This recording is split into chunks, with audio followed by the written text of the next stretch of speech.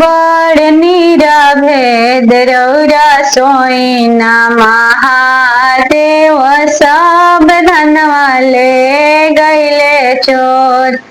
धनवा में धनवा शिव के बसहा बैलवा से हो धनवा ले गईले चोर। धनवा में धनवा शिव के हाथ के डमरुआ से हो डमरू ले गईले चोर।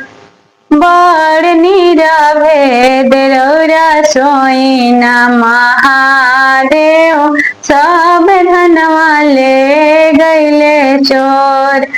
धनवा में धनवा शिव के भांगिया धतुरवा से हो धनवा ले गईले चोर। बड़ निराभेद रौरा सोईना महादेव सब धनवा ले गईले चोर।